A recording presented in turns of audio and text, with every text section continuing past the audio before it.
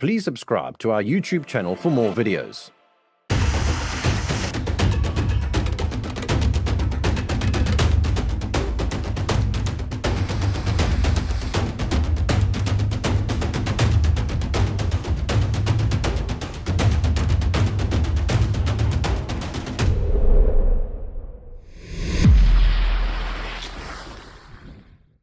Welcome back to the channel, everybody. In this episode, we're doing things a little bit differently. We are going to be showing you how we prepare and what we do to film for the Tracks4Africa YouTube channel. We'll also be sharing with you some history of the channel from how it began to how it has evolved into what it is today. We're pretty sure that you're really going to enjoy this episode. I think it'll be a fun thing to watch, as well as very valuable for any aspiring YouTubers. Thanks, Kirsten. We chose this exact spot this morning because where we are right now is in Paarl Nature Reserve, and we're right on top of this boulder. But this is the first route we came and drove with a Jimny off-road, and we parked here in our little black Jimny. And then several months later, we had the vehicle branded and got all prepared to set off to start filming season 1. And we came back here and did our very first sort of Jimny photo shoot to create all the marketing images. And so I thought we'd come back here and we'd do the intro right here at this particular location. We've got a camera here on the front on wide. We've got the main camera up there on the 100 to 400. That's giving us a close-up. And I've got the drone up in the sky there as well, giving us a nice wide angle and a sort of an aerial perspective.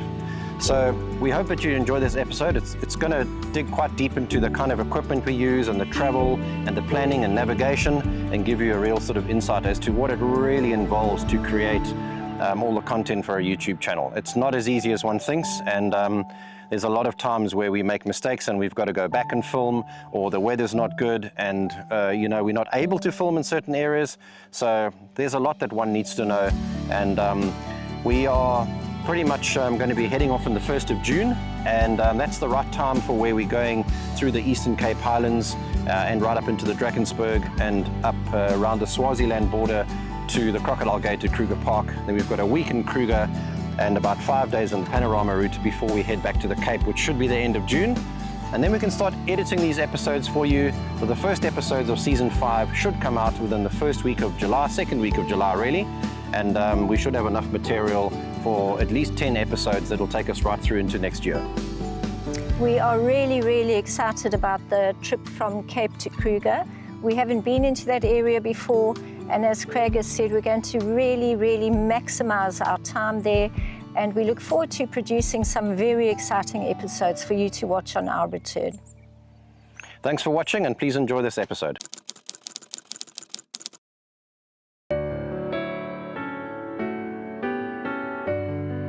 Since August 2021, Kirsten and I have been working tirelessly behind the scenes to create the content for the Tracks4Africa channel.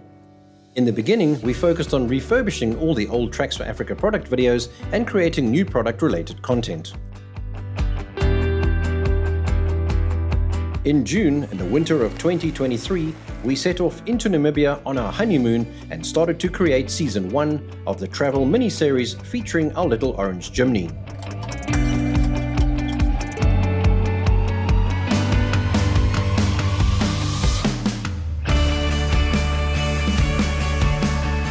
"52,000 kilometers and 24 episodes later, we continue to seek out new destinations to bring you rich travel content supported by the Tracks4Africa navigation products. In this episode, we're going to take you behind the scenes on how we do it and what it takes to write, produce, and film the series. We'll share the workflow behind our filming and our equipment and logistics on the road.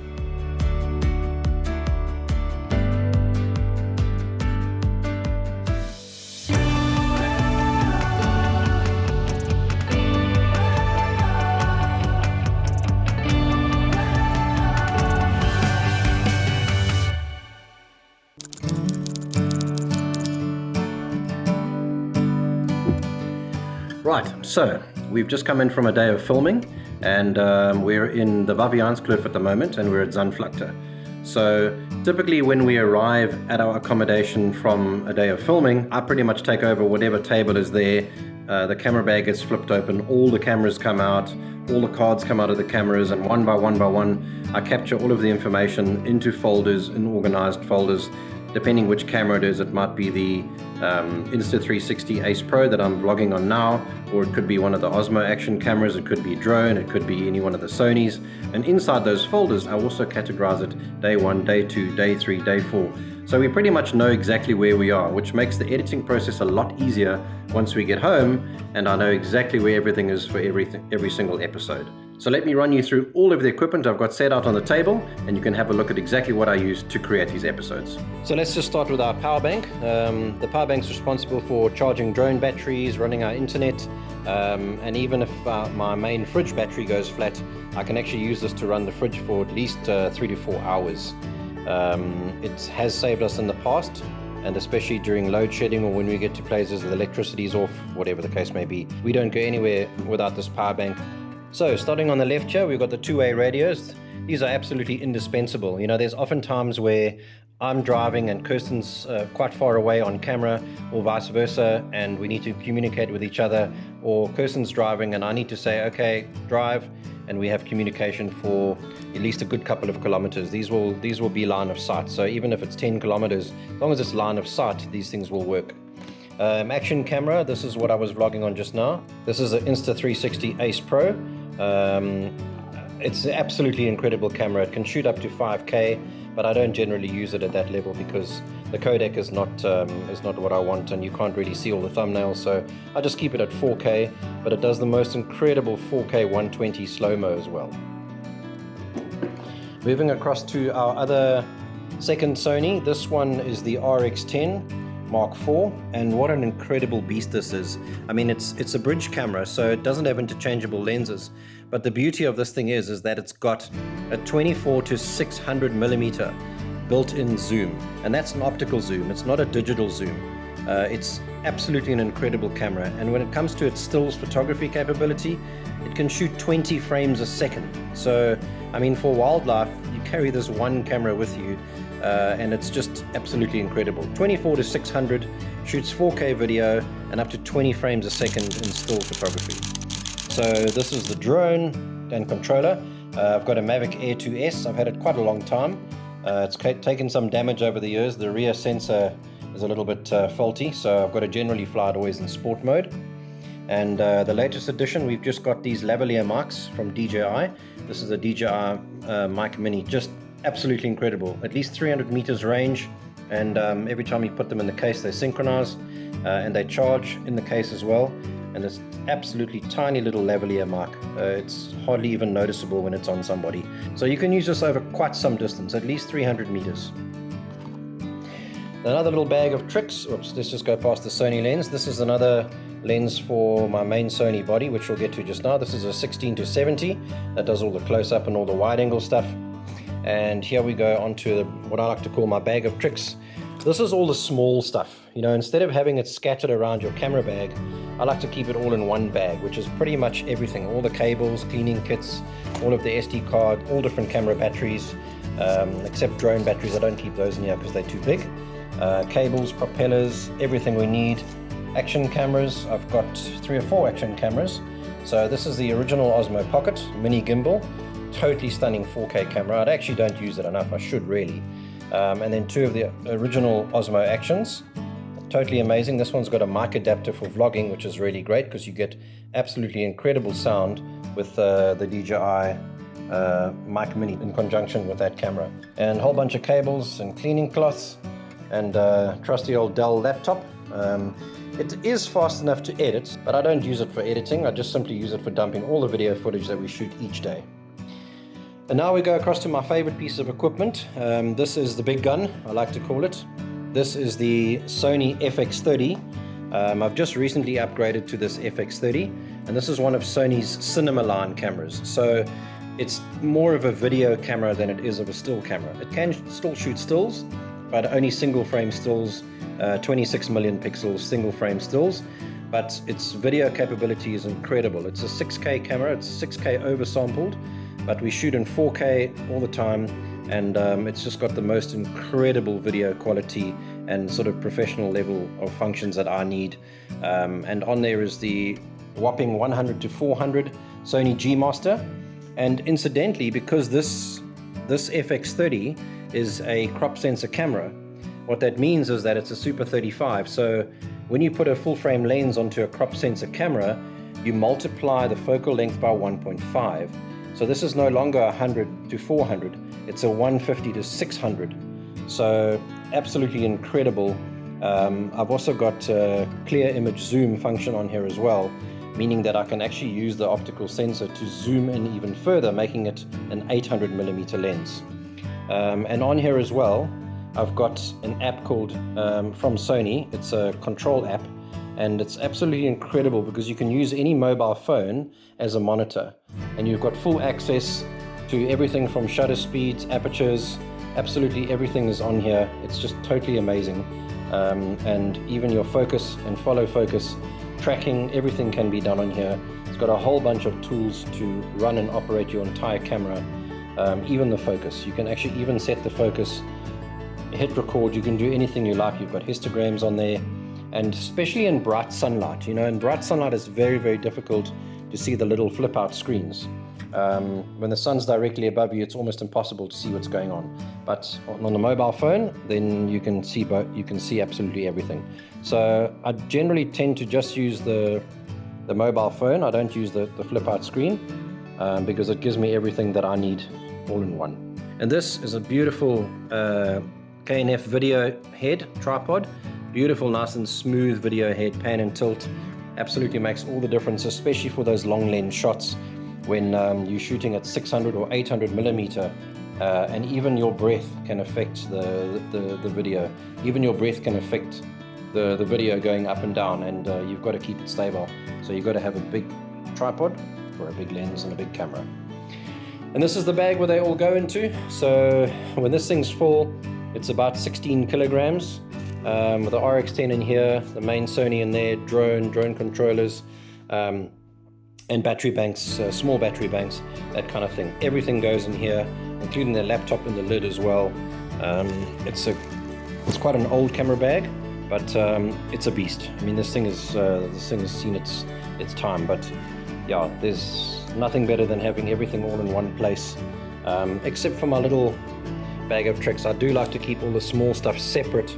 Otherwise, you end up digging through the camera bag. Whereas here, I just flip it open and everything's right where I need to find it.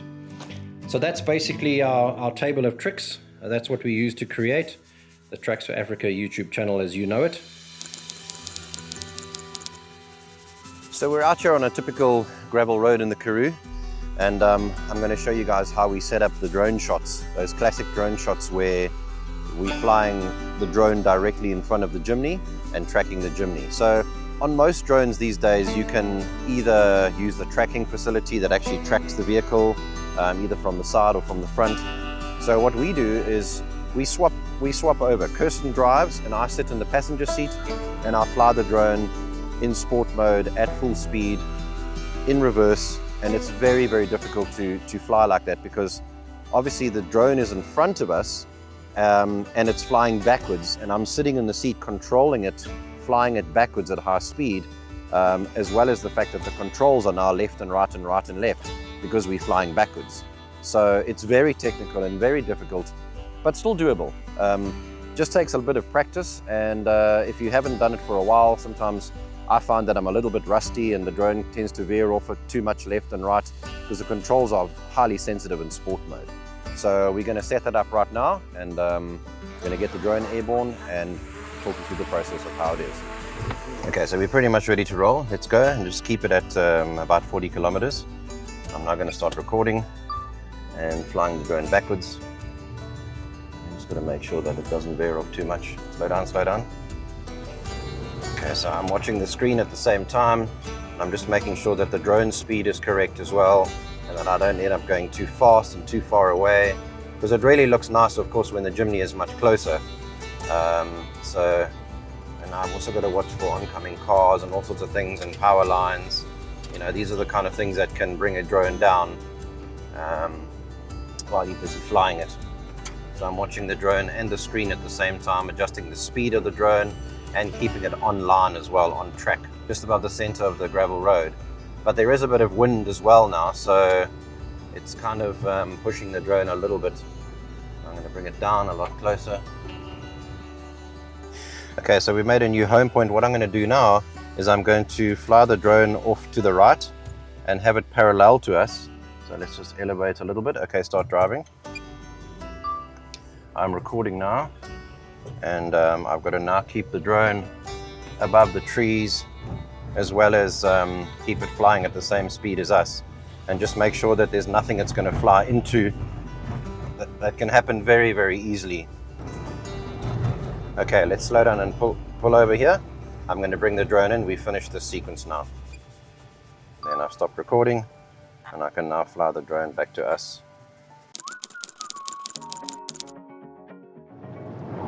So Craig and I each have a very specific way of packing, and we work quite independently when we pack. Over the years we've formed quite a nice rhythm. So Craig takes care of his things, I take care of mine. Obviously a big consideration for us is space. This chimney really is tiny, so we have to be very, very efficient with space planning. There's so much to do and so much to think about, even when you're going on a normal overlanding trip, other than adding in the filming factor to it as well. You know, I've got to think about the routes, I've got to think about filming out the window, I've got to think about stopping to get the drone up. We've got to think about all those kinds of things all the time. You know, so it really makes a big difference if you have quite a stringent plan in place. So it's really important to have all your ducks in a row when it comes to charging everything, making sure that you've always got enough battery power, making sure that the power banks are charged, making sure that your fridge battery is charged. You know, we don't have a dual battery system, so we run the fridge on a lithium LiPo 4 battery, and I've got to charge that every couple of days. So there's a lot of management of power, especially when you're filming so much. If you're not filming, you know, you literally have to manage your fridge. That's kind of the only thing you have to manage. But, you know, we've got everything from Wi-Fi to all the camera batteries that need to be kept charging at the same time. So with all of that in mind, and Craig speaking about the importance of charging all this equipment, that is one of the main reasons why we self-cater. It just simply isn't possible to keep everything charged and at optimal levels if we're at a campsite. So typically on these trips that can sort of end up being up to a month at a time, my role is really to support Craig's filmmaking, and then any additional filming that needs to be done, filming of Craig, any sort of camera support that I can offer. And then, as many of you will have seen, I am the gate girl. So wherever there's a gate, and very often we are driving through areas where there are multiple gates close to one another.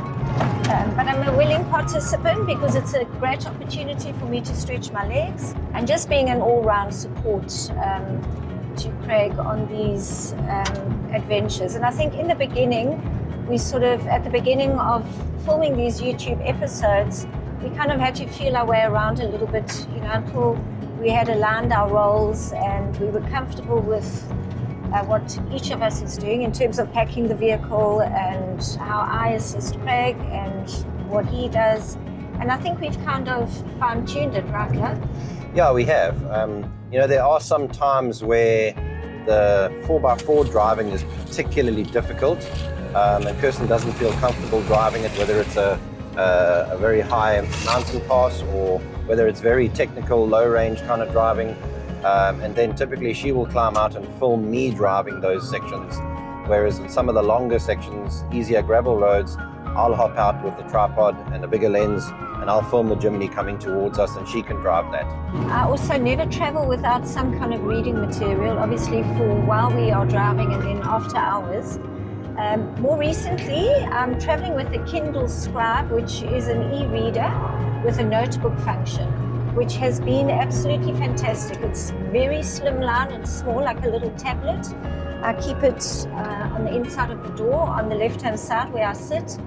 And if Craig and I need to sort of make any notes of anything important or like a basic shoot list or anything like that, I now have reading material and a notebook all in one, and it really has been indispensable.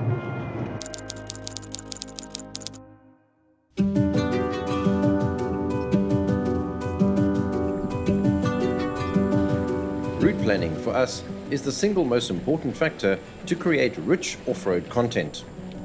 We are fortunate to live in the Western Cape and have access to incredible 4x4 tracks and adventurous routes virtually on our doorstep.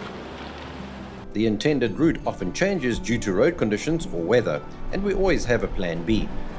I purposely build in rest days to allow for admin and content sorting, doing laundry and general shopping for supplies.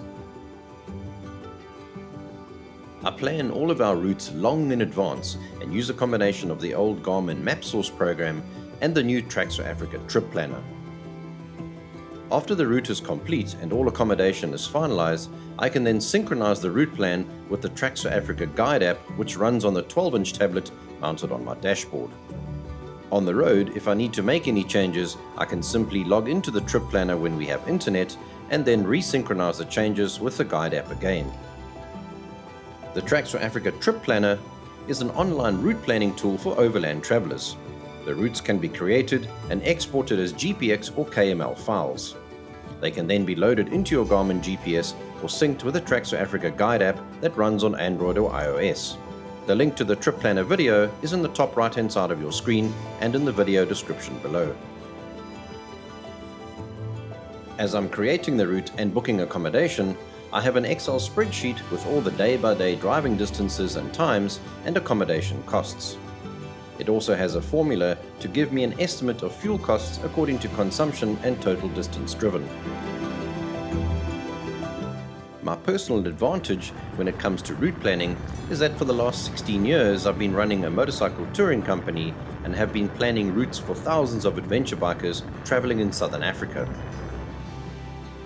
I've been working with Tracks4Africa GPS maps for many years and have extensive knowledge of off-road routes in the Southern African countries.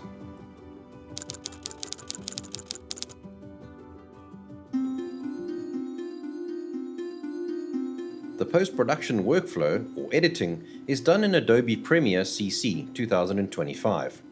It's one of the industry standards for PC or Mac editing and is highly complex. It's taken me over 5 years to learn to edit at a semi-professional level.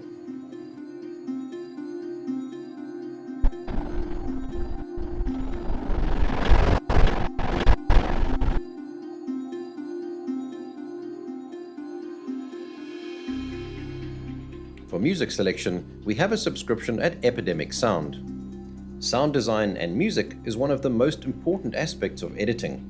The tracks are categorized into genres, and it's a relatively long process to find the right track for the right scene. The voiceover script is written and edited by Kirsten and I, then read off a Word document and recorded by microphone directly into the timeline in Premiere. So this is my little home studio. I'm running Adobe Premiere just on a PC. I don't use a Mac, but I've got a fairly fast PC specifically for editing, and I'm running 3 monitors. I prefer that setup to one main monitor simply because it makes it a lot easier to edit. I have all the project files and all the images and all the graphics on this monitor, and in the central screen on the main monitor is the actual edit suite itself, and on the right hand side is the output monitor where I can see exactly what's going through the timeline, and that basically for me is the way that I prefer to edit. I normally start by assembling the intro first, and I normally find a nice funky tune. Sometimes I'll choose the tune first and then edit the footage to that, and I'll match the edit to the beat of the music. So that does make a difference, and I prefer to edit like that where I've got an idea of how I want to make the intro, what shots I want to use, and then I'll find a song that matches that. Other times, if I don't know how I'm going to set up that particular episode or chapter of the episode, I'll go and listen to some songs in Epidemic Sound and then select what I want, and I'll work it the other way around. So it's just really a preference on how we actually do that. What's very important for me when editing is the pace of the edit. We prefer to have slightly shorter programs, but have a nice high pace that keeps you interested, and you don't realize that suddenly the 15 minutes has gone by or the 19 minutes has gone by. We don't have many programs where there's long scenes that are boring, where one would tend to pick up the remote and scrub through it, on your TV. So I try to keep a fast edit pace that keeps one's attention all the time. But it just depends on where we are and what we've been filming. Maybe it's beautiful scenic stuff that needs to be slow and one needs to see the full 15 seconds of that drone clip. But the rest of the pace is generally going to be fast and are separated into multiple chapters just so that it makes the story a little bit easier to follow. In the post-production process, Craig is very much the person in the driver's seat of Premiere. My role is more on the sort of script writing side of things. Craig and I obviously agree on what it is that we need to say, taking everything into account in a particular clip. And I pay particular attention to the flow of the sentences. I am a little bit of a grammar gremlin, so I pay a lot of attention to vocabulary and just if everything sounds right in general. I also assist in music selection, and that's something really, really important for both Craig and I. We put a lot of effort into that, and what's important for us is to always consider the Tracks4Africa demographic. So what I've found is over the years, the more that you categorize everything out in the field, remember when I'm driving, I'm thinking already what I want to film, I'm thinking of the entire story of that particular episode, I'm thinking of the route, and I'm thinking what I need to capture. So I'm already editing in my head whilst we're out filming. And then once all the footage is categorized into those particular cameras in a folder, when we get home and I dump everything onto the PC, it's relatively easy and relatively fast. I can pretty much turn one episode out in around about a week. But the first 2 or 3 days is just finding the music, putting everything into the project folder, seeing what clips work, what doesn't work, looking at overall time, creating the graphics, creating the thumbnails. And then the edit itself is probably about 4 or 5 days. We then tweak it, Kirsten and I watch it. Sometimes she helps me correct the voiceover and we change certain words. And sometimes we swap chapters around and get the final edit out. And then the Tracks4Africa team approve it, and then we upload it live onto YouTube. And because people's attention spans are so very, very short, and we just know that by looking at the stats, we keep the episode short, and we also like to keep the dialogue short and the voiceover for the script, because people typically will stop watching after 2 or 3 minutes if things continue for too long. So if you have watched right up until this point, thank you so much for staying with us. It's been absolutely lovely for us to do this episode and approach things a little bit differently. And please stay tuned for the next couple of minutes. We're going to show you some very funny outtakes. In as much as we hopefully come across as a professional couple and YouTubers that know what they're doing, we really do blunder a lot of the times. And Craig and I had a lot of fun looking at these outtakes, and it gives us great pleasure to bring them to you.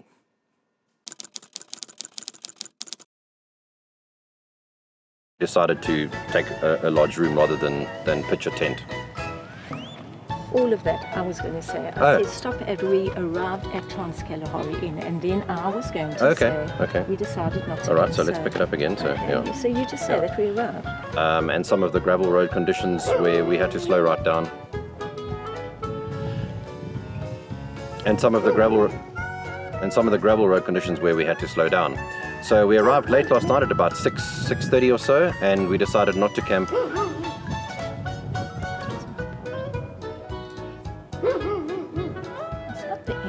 It's the end of what we can do.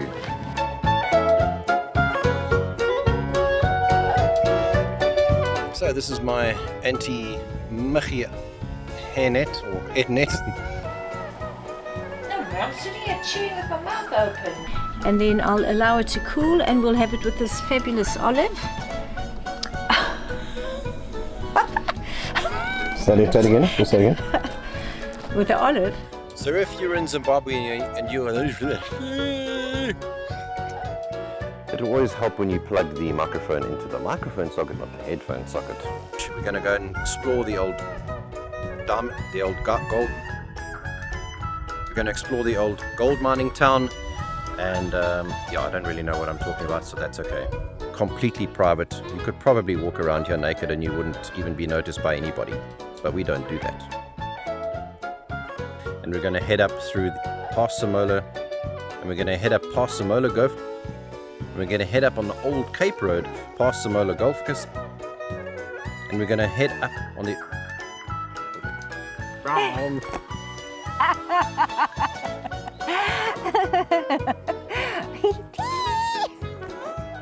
It's okay. Tell me how you're feeling about this. Very nervous. That's all I have to say. I'm going to do it like this.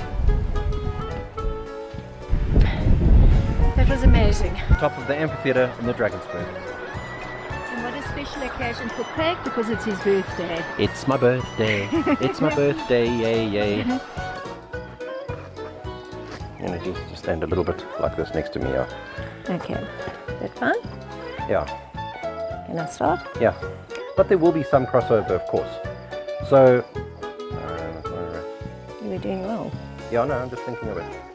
So we hope you enjoy this episode. And no, wait, that's past tense. I'm trying to think of.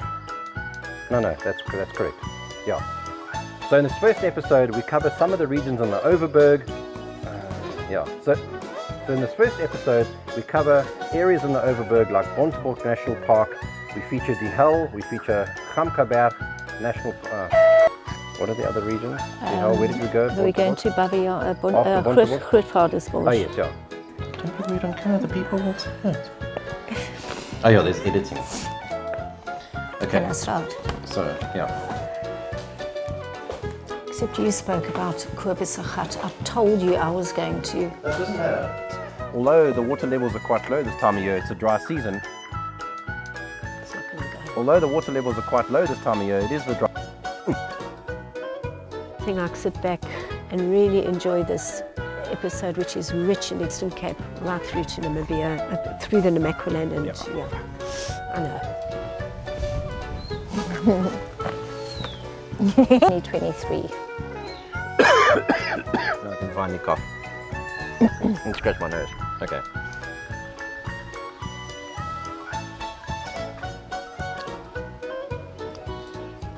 I forgot what I was to say. Yeah. I want to say something as well. And help grow our 4x4 and off-road community in Southern Africa. Stare at the camera. Anything else? Yeah. We finished this journey. See if we. Oh, such a mess. No, it's not. No, it is. Right. And. Ready? I'm very pleased that No, stop. My finger's still in the way, okay? we're very Wait, just give it 2 seconds. Stop trying to throw. No, but I'm busy talking, and as I finish, you talk. So when I have to cut there, it's too short. Okay. We're very pleased.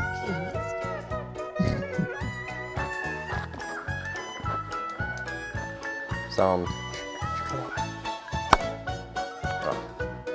Welcome back to the Tracks. Bit more of a pause. I need to edit pause. Okay. Whenever you make a mistake, give quite a 1 second pause. Bringing you an action-packed adventure motorcycle episode that's going to make your shake. Shrivel. Yeah. Shrivelly. Decompose. I've just got to get the same head positions. Yeah. And the snow and the snow footage in Sani Pass really caps it off. The journey is absolutely wonderful, and it's really something that I should start again. I think we should both. Also, your hands. I want you No, to I say. have to talk with my hands. I'm always. It's my life. No, but don't do the round ball thing. Okay. Sound checks are done. Main camera's right there. Yes. Hi, Wait, stop. So I'll just wipe my nose, and then you said hi. Please, you see. Yeah, I'm not sitting in the same position as I was, so I can't really. No, it's fine. Okay, go. You change direction while you talk. Fine, go. Thanks, but you spoke about Johan's filming skills. Did I? Yeah. Oh, okay. Johan and his filming skills. They didn't Riding say, and Craig's skills. Johan's Okay. riding skills and Craig's Okay, let me filming, just, we've got a bit of time. Okay. Let's just see what works. It can all be cut out at the end. Pause and get ready. Welcome back to the Tracks for... Okay. There's a lot of... I forgot what I was going to say. About the music. Yeah. Okay. Yeah, I don't really know what to say, but anyway. So thank you, and don't forget to like and subscribe, and please share our videos. Let's grow the community, and we'll put all the information and data about this particular route in the video description below. don't know what I was going to say there. Yeah. Why did you point? I don't know. I was going to say something pertinent. Carry on. I can't remember what I wanted to say. It's fine, the big breaks in between. Tell me what I should say. Well, you should have said and mountain bike trails, because hiking trails are like if you're going to say something else. Okay. Yeah. Welcome to the YouTube. Using the guide app to find campsites, places we can get fuel, and places we can eat. And of course, places of interest. And of course, places where we can have. It is a honeymoon Okay, after all. hold on. Okay, turn and face. Oh, yeah. Cool.